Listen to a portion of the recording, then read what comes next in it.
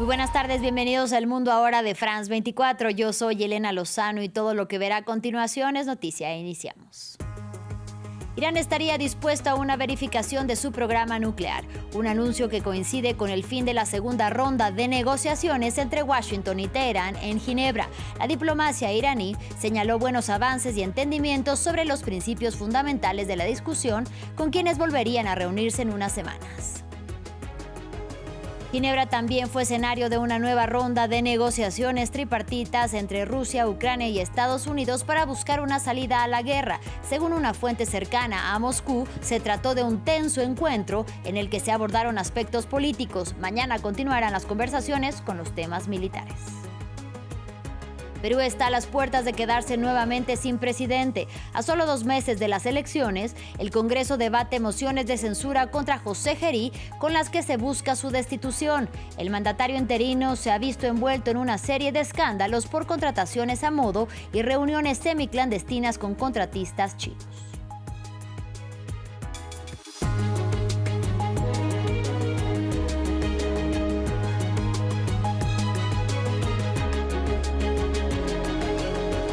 Iniciamos en Suiza. Estados Unidos e Irán culminaron la segunda ronda de conversaciones indirectas celebrada este martes en Ginebra. La delegación de la República Islámica informó de buenos avances y entendimientos sobre los principios fundamentales de la discusión con Washington, que también señaló progresos, pero recalcó que aún quedan detalles importantes por discutir. Tras la cita, el presidente iraní Masoud Pezeshkian dijo que Teherán estaría dispuesto a una verificación de su programa nuclear y medios reportaron el cierre del Estrecho de Hormuz por unas horas durante este martes. Ampliamos a continuación. Nueva ronda de diálogos entre Irán y Estados Unidos, luego de que el presidente Donald Trump tildara a los negociadores de la República Islámica de malos. Irán es un negociador muy duro. ¿Son buenos negociadores o malos negociadores? Yo diría que son malos negociadores porque podríamos haber alcanzado un acuerdo en lugar de enviar los B-2 para neutralizar su potencial nuclear. Y tuvimos que enviar los B-2. Espero que sean más razonables. Quieren llegar a un acuerdo. Este martes se celebró la segunda jornada de negociaciones nucleares indirectas en Ginebra bajo la mediación de Omán. En las calles de la ciudad suiza, decenas de manifestantes se pronunciaron en contra de la violenta represión iraní durante las protestas de enero. Aunque al término de las charlas, la delegación del país persa aseveró que los diálogos fueron constructivos y que hubo un entendimiento con respecto a los asuntos principales.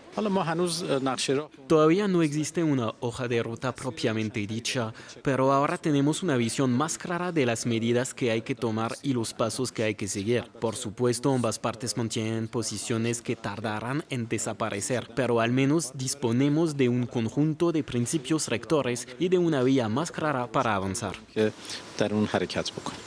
Por su parte, desde Teherán, el líder supremo continúa advirtiendo que sus fuerzas armadas tienen la capacidad de herir a las tropas de Estados Unidos ubicadas en Medio Oriente.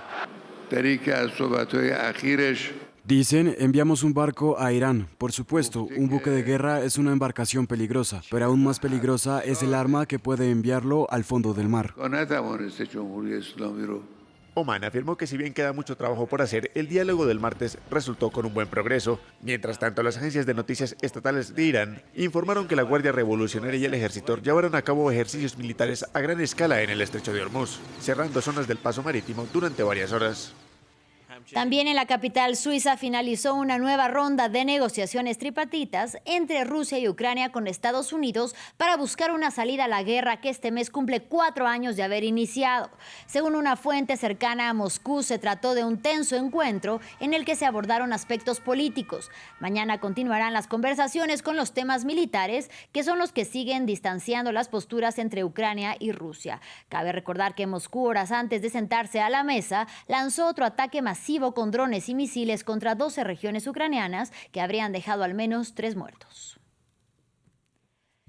En otros temas, Estados Unidos informó este martes de nuevos ataques contra 3 presuntas narcolanchas en el mar Pacífico y el Caribe, un operativo realizado en el marco de la Operación Lanza del Sur que dejó 11 personas muertas y tuvo lugar durante las últimas horas del lunes. Las Fuerzas Armadas estadounidenses informaron sin presentar pruebas que las embarcaciones eran operadas por las que denomina como organizaciones terroristas designadas.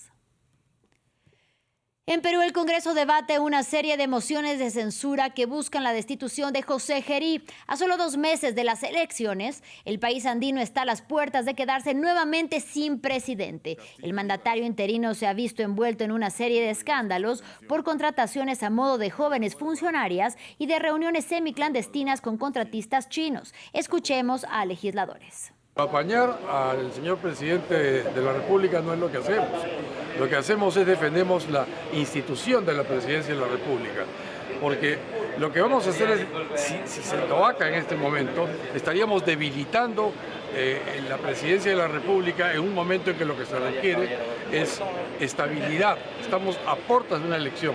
No podríamos tolerar en este momento que haya bolsones importantes de votantes que no puedan votar y que no puedan votar simplemente porque es inseguro. Realmente lo que se está haciendo es un paseo y es jugar con las expectativas de la población que está viendo. Ahora vamos a Colombia. El gobierno de Gustavo Petro reanudó las negociaciones de paz con el Clan del Golfo, que fueron suspendidas por la que es considerada actualmente como la organización criminal más poderosa del país. Dicha suspensión ocurrió en protesta por la entrega que Petro realizó a Donald Trump en la Casa Blanca de un listado con los nombres de los principales narcotraficantes de Colombia.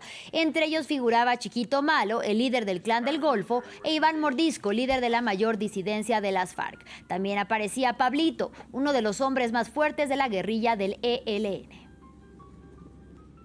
Avanzamos. México, el vecino del sur de Estados Unidos, no se unirá a la Junta de Paz para Gaza convocada por el presidente Donald Trump. El gobierno de Claudia Sheinbaum informó que en su lugar México enviará a Juan Ramón de la Fuente, su embajador ante Naciones Unidas, como observador. Según explicó la mandataria, su negativa a unirse responde a la necesidad de que todas las partes sean incluidas en procesos de paz con Medio Oriente. La Junta de Paz, conformada por líderes mundiales, se reunirá de manera inaugural el próximo jueves. Al respecto, Hamás instó a que los países que la conformen obliguen a Israel a detener las violaciones de la tregua en la Franja de Gaza.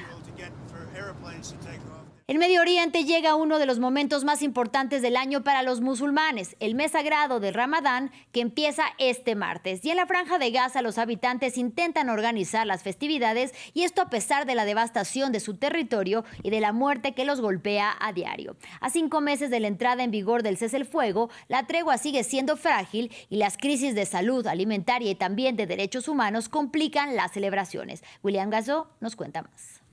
En la plaza de mercado de Zawiya, dátiles, frutos secos y dulces llenan los estantes. A pocas horas del inicio del Ramadán, los gazatíes hacen las compras esenciales para las celebraciones. Con la entrada en vigor del cese al fuego entre Israel y Hamás en octubre pasado, algunos habitantes esperan fiestas un poco más alegres este año.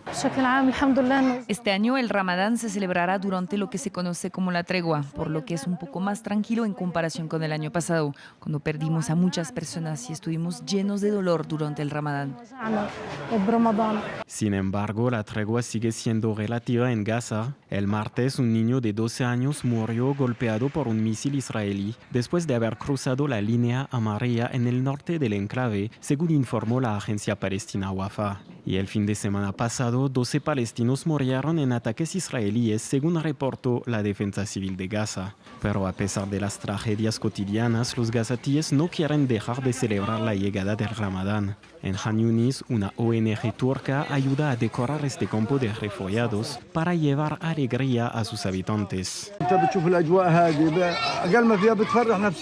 En este ambiente, al menos los niños mantienen el ánimo y encuentran algunos momentos de felicidad a pesar de la tristeza que nos rodea, causada por la destrucción y los actos inhumanos. El Ramadán es el mes más sagrado del calendario islámico y representa uno de los 5 pilares del Islam.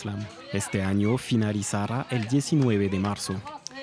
Y en el viejo continente, fuertes lluvias y vientos han azotado gran parte de Francia durante la última semana y algunas regiones han sufrido las peores inundaciones desde 1959, especialmente en el oeste y el suroeste del país. Además, las previsiones indican que la situación podría empeorar. La preocupación también llega a la capital, París, donde las aguas del emblemático río Sena han aumentado su nivel por las precipitaciones. Aquí los detalles.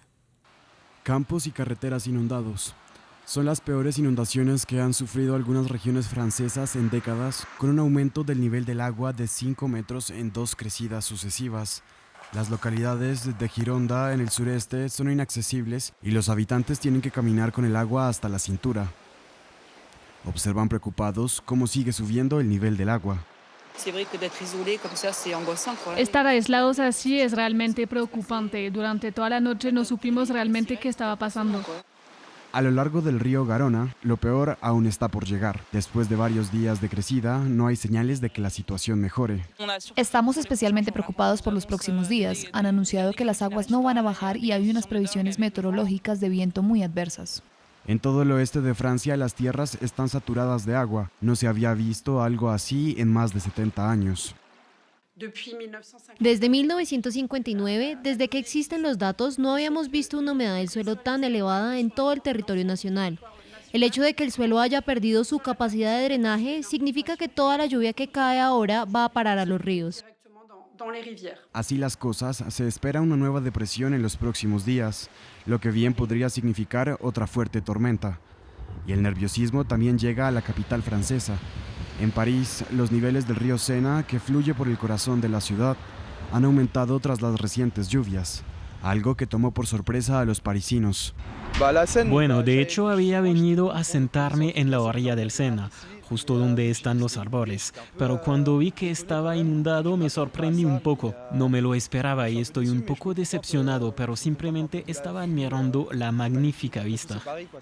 A pesar de que el Servicio Meteorológico francés emitió una alerta amarilla por las inundaciones en París, las autoridades dijeron que se esperaba que los niveles retrocedieran en los próximos días.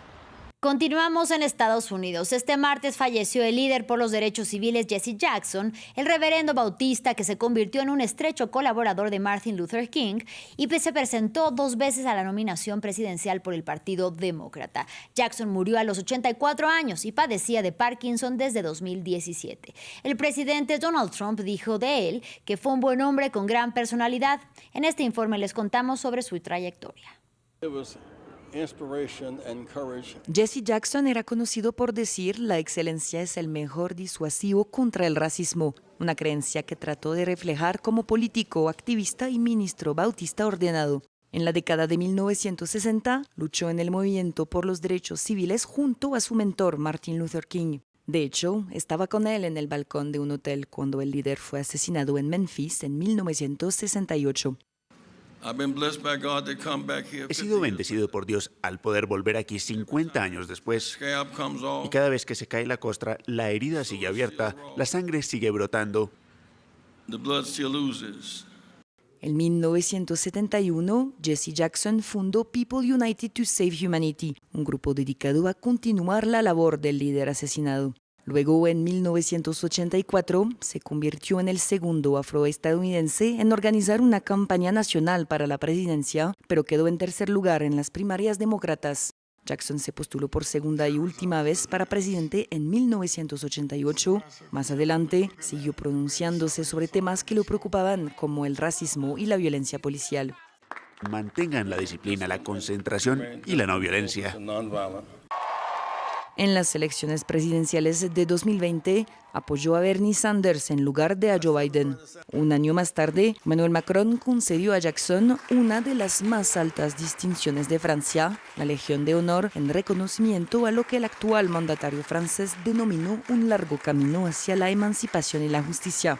Para entonces, ya había anunciado que padecía la enfermedad de Parkinson y en 2025 recibió un diagnóstico de parálisis supranuclear progresiva. A pesar del deterioro de su salud, siguió haciendo apariciones públicas, incluso en la Convención Demócrata de 2024, donde fue recibido por la multitud como un héroe del partido.